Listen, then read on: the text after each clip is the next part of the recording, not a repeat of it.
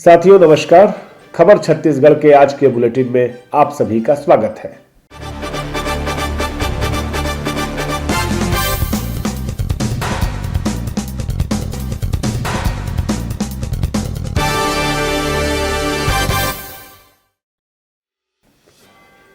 कल संसद में राहुल गांधी ने बजट सत्र की शुरुआत पर अपना भाषण दिया। उनका भाषण ऐतिहासिक रहा है और पिछले 24 घंटे से देश भर में उसकी चर्चा है। राहुल गांधी संसद में अपना भाषण देने के महज 24 घंटे के भीतर ही आज छत्तीसगढ़ में थे। छत्तीसगढ़ में आज यहां इन्होंने 3 योजनाओं की शुरुआत की और उसके अलावा यहाँ पर जो छत्तीसगढ़ सरकार की अलग अलग विभागों की प्रदर्शनी थी उसको देखा और अपनी बात कही। राहुल गांधी ने जो बात कही वह संसद में जो कल उन्होंने कहा था उसका विस्तार है।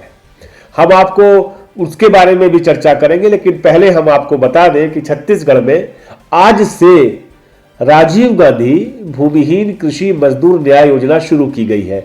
दरअसल जो देश में कृषि मजदूरों का एक बड़ा तबका है उसको राहत देने की शुरुआत हो रही है। छत्तीसगढ़ पहला राज्य है जो यह शुरुआत कर रहा है।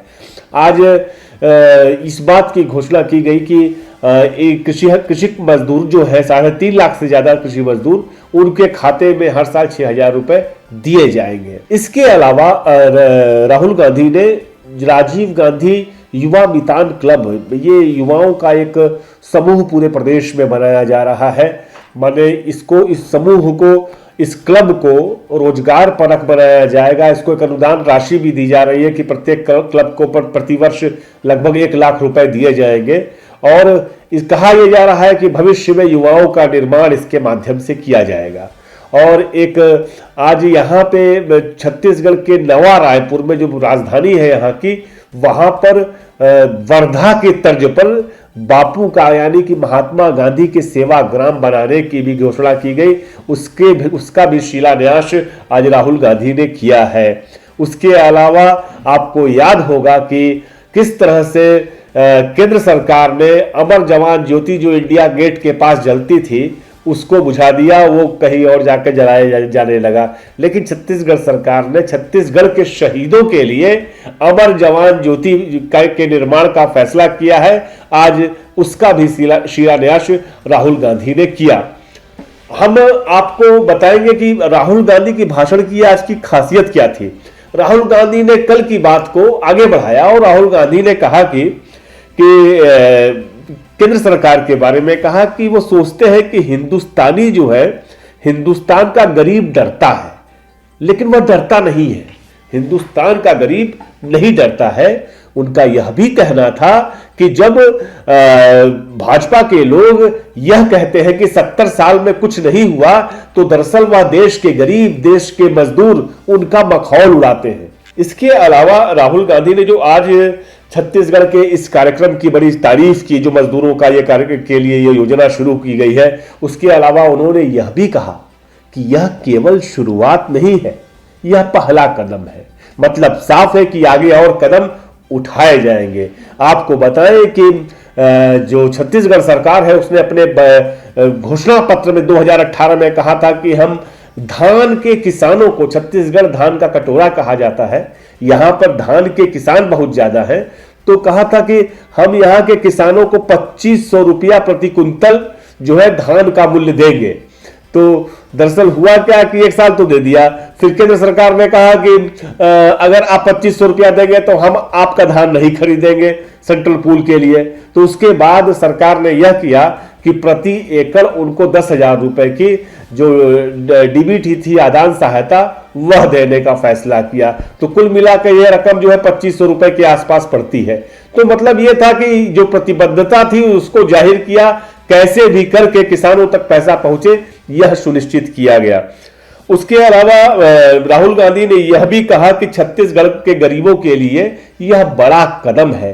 जो सबसे बड़ी बात राहुल गांधी ने कही वह कहा कि यह धन आपका है जो हम आपको वापस कर रहे हैं। आज इस कार्यक्रम में जो राहुल गांधी का कार्यक्रम था, छत्तीसगढ़ के मुख्यमंत्री भूपेश बघेल भी मौजूद थे उन्होंने बहुत सराहना की इस पूरे आयोजन की, और वो बार बार इस बात के लिए अपनी जो यहाँ के मजदूर हैं, यहाँ के किसान हैं और यहाँ के जो हाशिए के लोग हैं, उन सबके बारे में बात कह रहे थे।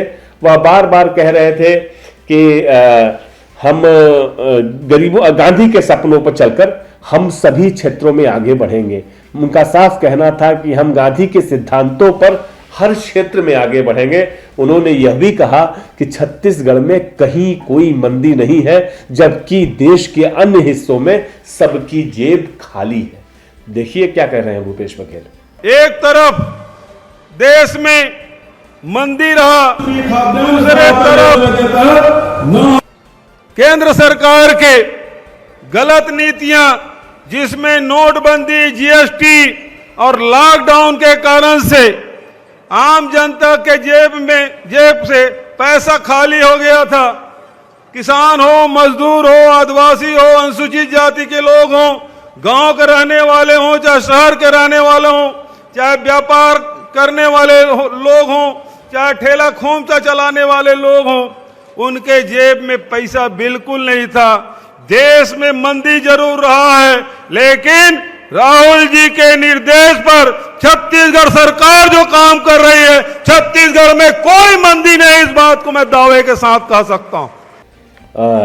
एक बड़ा उदाहरण दिया उन्होंने, भूपेश बघेल जी ने। उन्होंने कहा कि छत्तीसगढ़ में 5 लाख किसान न्याय योजना की वजह से बढ़ गए हैं। आपको बताएं दोस्तों कि देश में किसानों की संख्या लगातार कम हो रही है। तमाम सीमांत कृषक जो थे, जो छोटी जोत के किसान थे, वो कोरोना के दौरान वो सब के सब खेती छोड़ करके मजदूरी करने लगे। लेकिन छत्तीसगढ़ में ऐसी स्थिति नहीं है, ये तो मैं आंखों से खुद भी देख रहा हूं। भूपेश बघेल ने इस बात को जोर दे करके कहा कि हमारे यहाँ किसान भी बढ़ गए हैं और रकबा भी बढ़ गया है। कुल मिलाकर राहुल गांधी का जो छत्तीसगढ़ का दौरा था, बहुप्रतीक्षित दौरा यहाँ की कांग्रेस सरकार के लिए, उसको सफल माना जाएगा। देखना यह है कि ग्रामीण अर्थव्यवस्था पर लगातार पिछले 3 साल से काम करती हुई कांग्रेस अब अगले 2 साल क्या कुछ करती है, क्योंकि 2 साल बाद ही विधानसभा चुनाव है। इस समय सबकी निगाह 5 राज्यों के चुनाव पर पड़ी है। आपको बता दें कि शायद इन योजनाओं की सफलता ही एक बड़ी वजह है कि भूपेश बघेल जी को पहले आसाम और अब उत्तर प्रदेश की जिम्मेदारी दी गई है। फिर मिलते हैं हम, फिर सुनेंगे ढेर सारी बातें और फिर करेंगे किसी विशेष मुद्दे पर चर्चा। आप बताइएगा कि आपको क्या पसंद है, क्या सुनना चाहते हैं, देखना चाहते हैं। धन्यवाद।